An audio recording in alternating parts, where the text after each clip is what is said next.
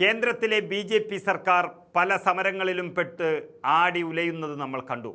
അമിത്ഷാ പാർലമെൻറ്റിൽ പോലും എത്താതെ എത്രയോ പുറത്ത് ഒളിവിൽ കഴിഞ്ഞതുപോലെ നിൽക്കുന്നതും ഈ രാജ്യം കണ്ടു. ഇപ്പോഴിതാ അതിൻ്റെയൊക്കെ അലയൊലികൾ അവർക്കെതിരെ ആഞ്ഞടിക്കുകയാണ്.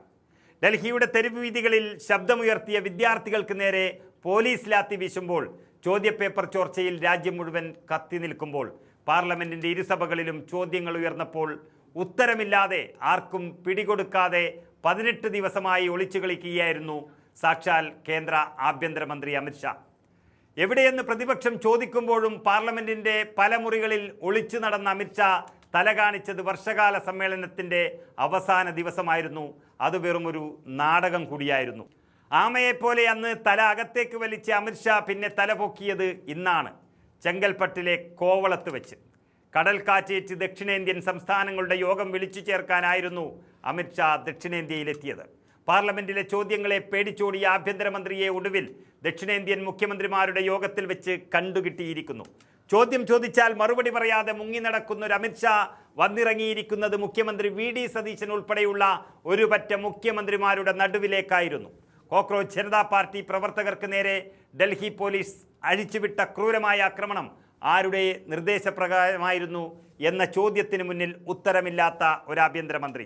ക്യാമറ കണ്ണുകളിൽ നിന്ന് ഒളിച്ചു നടന്ന അമിത്ഷാ ഒടുവിൽ ദക്ഷിണേന്ത്യൻ കൗൺസിൽ യോഗത്തിൽ അധ്യക്ഷനായിരിക്കുമ്പോൾ ഒരു പ്രഷർ കുക്കറിൽ ഇട്ടിരിക്കുന്ന കണക്കായിരിക്കും. കാരണം യോഗത്തിൻ്റെ വൻ നിരയിലിരിക്കുന്നത് തമിഴ്നാട് മുഖ്യമന്ത്രി വിജയ്, ആന്ധ്ര മുഖ്യമന്ത്രി ചന്ദ്രബാബു നായിഡു, തെലങ്കാനയിലെ മല്ലു ഭട്ടി വിക്രമാർക്കയും അതുപോലെ രേവന്ത് റെഡ്ഡിയും, കേരള മുഖ്യമന്ത്രി വി.ഡി. സതീശൻ, കർണാടക മുഖ്യമന്ത്രി ഡി.കെ. ശിവകുമാർ ഉൾപ്പെടുന്ന വൻ നിര തന്നെ. അവരെ മറന്നു പോകരുത് എന്നുള്ള ഓർമ്മ എപ്പോഴും അമിത്ഷായ്ക്കുണ്ടായിരുന്നു. യോഗത്തിൻ്റെ പ്രധാന ഉദ്ദേശം കേന്ദ്രവും സംസ്ഥാനങ്ങളും കേന്ദ്രഭരണ പ്രദേശങ്ങളും തമ്മിലുള്ള പ്രശ്നങ്ങൾ പരിഹരിക്കുക എന്നുള്ളതായിരുന്നു. കേരളവും തമിഴ്നാടും പുതുച്ചേരിയും അൻഡമാൻ നിക്കോബാർ ദ്വീപുകളും ലക്ഷദ്വീപ് എന്നീ കേന്ദ്രഭരണ പ്രദേശങ്ങളും ഉൾപ്പെടുന്നതാണ് ദക്ഷിണ മേഖലാ കൗൺസിൽ. അവിടെ പ്രധാനമായും ചർച്ച ചെയ്യപ്പെടാൻ സാധ്യതയുള്ള വിഷയങ്ങൾ ജലവിഭജന തർക്കങ്ങൾ, പ്രാദേശിക വികസനം എന്നിവയായിരുന്നു. അതിലേറ്റവും പ്രധാനപ്പെട്ടത് തമിഴ്നാടും കർണാടകയുമായി തർക്കമുള്ള കാവേരി നദീജല തർക്കവും തമിഴ്നാട് കേരളം തമ്മിലുള്ള മുല്ലപ്പെരിയാർ തർക്കവുമാണ്. തമിഴ്നാടും കർണാടകയും തമ്മിൽ ദീർഘകാലമായി നിലനിൽക്കുന്ന കാവേരി നദീജല തർക്കം വീണ്ടും പുകയുമ്പോൾ ഒരു വശത്ത് കാവേരിയിലെ വെള്ളത്തിന് വേണ്ടിയുള്ള തമിഴ്നാടിൻ്റെ മുറവിളി, മറുവശത്ത് സ്വന്തം കർഷകരുടെ കണ്ണീർ കാണുന്ന കർണാടക. അതുപോലെ തന്നെയാണ് കേരളവും തമിഴ്നാടും തമ്മിലുള്ള മുല്ലപ്പെരിയാർ തർക്കം.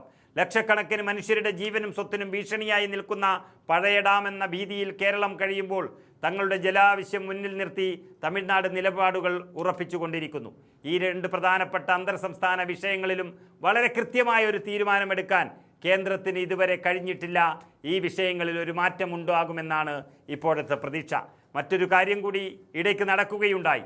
അമിത്ഷായുടെ തമിഴ്നാട്ടിലെ വരവിനോട് തൊട്ടു മുൻപ് വിദ്യാർത്ഥികൾ CJP സമരത്തെ പിന്തുണയ്ക്കരുത് എന്ന മുഖ്യമന്ത്രി ജോസഫ് വിജയ് നടത്തിയ പ്രസ്താവനയിൽ നിന്നും യു-ടേൺ അടിച്ചിരിക്കുകയാണ്. അങ്ങനെ വിദ്യാർത്ഥികളെ തല്ലിച്ചതച്ചപ്പോൾ കണ്ണടച്ചിരുട്ടാക്കിയ ഒരു ആഭ്യന്തരമന്ത്രിക്കുള്ള കനത്ത താക്കീതായിരുന്നു ആ നിലപാട് മാറ്റം. മെയ് മാസത്തിൽ തമിഴ്നാട് മുഖ്യമന്ത്രിയായി അധികാരമേറ്റ വിജയിയുമായുള്ള അമിത്ഷായുടെ ആദ്യ കൂടിക്കാഴ്ച ആയതുകൊണ്ട് തലേ ദിവസം തന്നെ അമിത്ഷായെ അദ്ദേഹം സന്ദർശിച്ചിരുന്നു. വേദിയിൽ മുഖ്യമന്ത്രി വിജയ് കൗൺസിലിൻ്റെ വൈസ് ചെയർമാനായി പ്രവർത്തിക്കുമ്പോൾ ബാക്കിയുള്ള മുഖ്യമന്ത്രിമാരും സന്നിഹിതരായിരുന്നു. 18 ദിവസം പാർലമെന്റിനെ ഭയന്നൊളിച്ചോടിയ അമിത്ഷായെ ദക്ഷിണേന്ത്യൻ മണ്ണിൽ കണ്ടുമുട്ടിയ സ്ഥിതിക്ക് വി.ഡി. സതീശൻ ഉൾപ്പെടെയുള്ള മുഖ്യമന്ത്രിമാർ അമിത്ഷായെ വെറുതെ വിടുമെന്ന് തോന്നുന്നില്ല. ജനങ്ങളുടെ ചോദ്യങ്ങൾക്ക് മുന്നിൽ എന്നെന്നും ഒളിച്ചിരിക്കാൻ ആർക്കും കഴിയില്ല എന്ന് അമിത്ഷാ മനസ്സിൽ കുറിക്കുന്നത് നല്ലതാകും. അന്തർ സംസ്ഥാന സഹകരണവും പ്രാദേശിക വികസനവും കടലാസിൽ മാത്രം ഒതുങ്ങാതെ അമിത്ഷായെ കൊണ്ട് അതിനുള്ള ഉത്തരം പറയിപ്പിക്കാനും ദക്ഷിണേന്ത്യയിലെ മുഖ്യമന്ത്രിമാർ തയ്യാറായി കഴിഞ്ഞു.